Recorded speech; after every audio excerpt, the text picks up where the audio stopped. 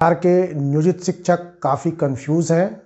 उनको ये समझ में नहीं आ रहा है कि आज से नियोजित शिक्षकों के लिए जो सक्षमता परीक्षा का फॉर्म जो है भरा जा रहा है, उसमें नियोजित शिक्षक फॉर्म भरे या न भरे। इसके पीछे का कारण यह है कि सभी नियोजित शिक्षक इस बात से अवगत हैं कि बिहार के नियोजित शिक्षकों के नेताओं द्वारा पटना हाई कोर्ट में जो है सक्षमता परीक्षा के खिलाफ जो है रिट याचिका दायर की गई है और इसी बात को लेकर के नियोजित शिक्षक संशय की स्थिति में हैं। उनको ये समझ में नहीं आ रहा है कि हम जो है सक्षमता परीक्षा का फॉर्म अप्लाई करें या न करें, क्योंकि नियोजित शिक्षकों से संबंधित जो संगठन है उनके द्वारा भी जो है नियोजित शिक्षकों से एक आग्रह किया गया है कि आप सभी जो है 4 फरवरी तक जो है यानी रविवार तक आप रुक जाइए, इसके बाद जो भी आपके दिल में आए आप वो कीजिएगा। तो यहाँ पर इस बात को लेकर के नियोजित शिक्षक काफ़ी कंफ्यूज हैं। संगठन के कहे बातों के अनुसार अगर रुक जाते हैं तो इससे हमको क्या फ़ायदा होगा, अगर हम फॉर्म भरते हैं तो हमें क्या फ़ायदा होगा। उनके शिक्षक संगठन का जो राज्य स्तरीय बैठक होने वाली है उस दिन तक का इंतज़ार करें या फिर जो है कोर्ट में जो रिट याचिका दायर की गई है उस कोर्ट के निर्णय का इंतज़ार करें। दोनों नियोजित शिक्षकों के लिए जो है लाभप्रद है। उनको लग रहा है कि कहीं ना कहीं से जो है हमको सक्षमता परीक्षा में जो हमारे ऊपर अनावश्यक रूप से जो है बाध्यकारी बातें जो है की जा रही है या विशेष शिक्षक नियमावली में इस तरह की बातें रखी गई हैं, उससे हमको छुटकारा मिल सकता है।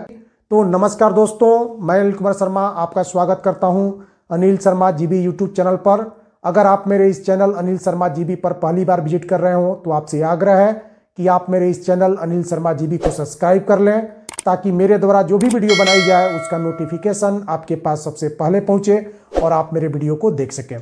तो सबसे पहले मैं आप सभी को बता दूं कि नियोजित शिक्षक संगठनों द्वारा जो पटना हाई कोर्ट में रिट याचिका दायर की गई है, आज के समय में उसकी स्थिति स्टेटस क्या है। तो आप सभी जानते हैं कि जब कोई भी रिट याचिका किसी भी हाई कोर्ट या फिर जो है सुप्रीम कोर्ट कहीं भी उसको दायर किया जाता है, उस रिट याचिका का ड्राफ्ट तैयार किया जाता है और ड्राफ्ट तैयार करने के बाद रजिस्ट्रार जो है उसको पढ़ते हैं, उसका स्टडी करते हैं कि केस जो है रिट याचिका जो दायर की गई है वास्तव में वह सुनवाई योग्य है या नहीं है।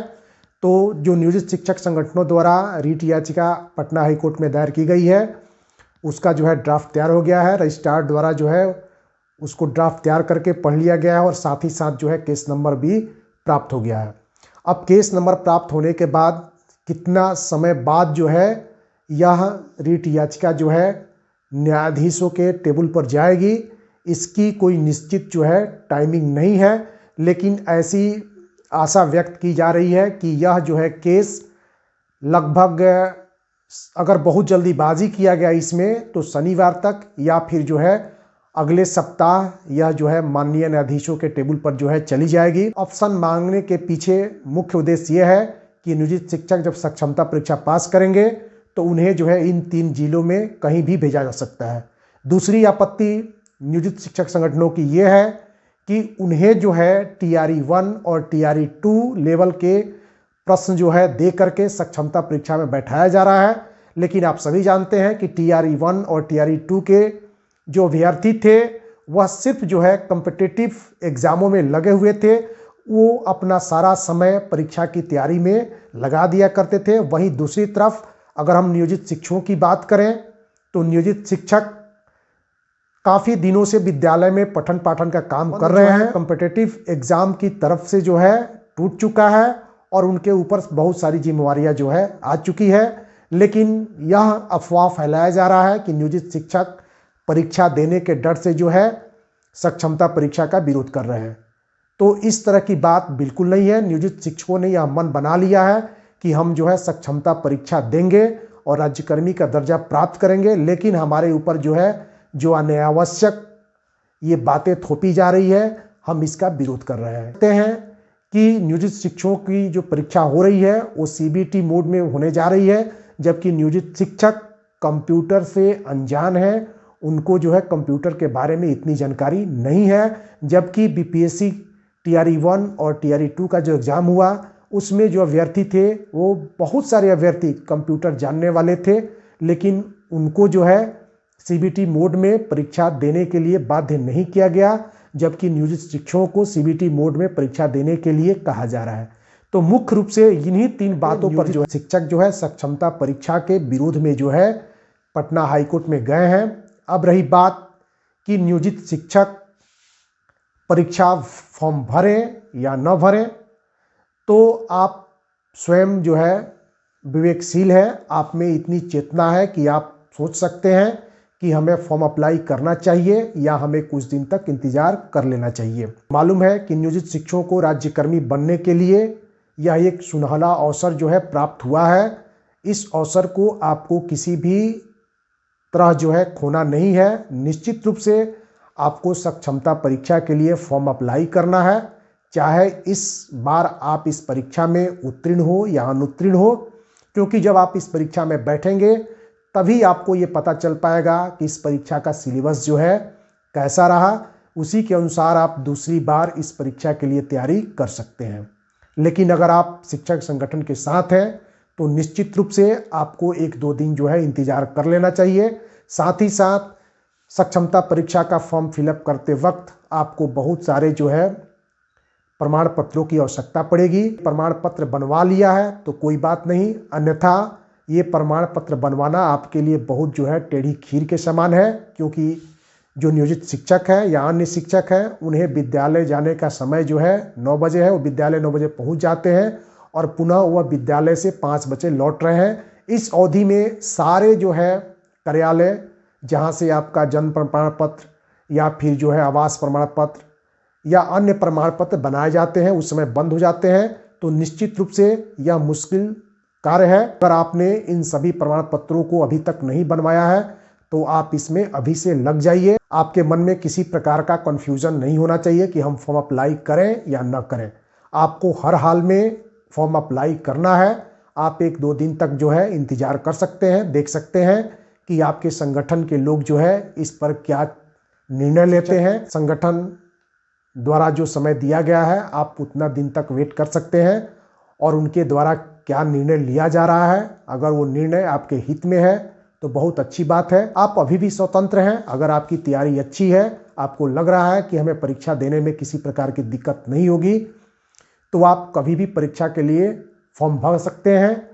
तो यहाँ आप अपने विवेक से जो है यह कार्य कीजिए कि आपको अभी फॉर्म अप्लाई करना है या फिर जो है आपके जो संगठन है उनका निर्णय आ जाने के बाद जो है आप फॉर्म अप्लाई करेंगे। रही कोर्ट की बात, तो कोर्ट में कितना समय लगेगा ये कहना मुश्किल है। जब तक यह रीट याचिका न्यायाधीश महोदय के सामने नहीं जाती है और जब याचिका न्यायाधीश महोदय के सामने जाएगी और उस केस को जब पटना हाई कोर्ट के न्यायाधीश देखेंगे, उसके बाद सबसे ज़रूरी हो जाता है कि वह बिहार सरकार यानी शिक्षा विभाग का भी जो है इस पर मत क्या है उसको भी जानेंगे और उसके बाद ही जो है नियोजित शिक्षकों के पक्ष में या विपक्ष में कोई निर्णय जो है सामने आ सकता है।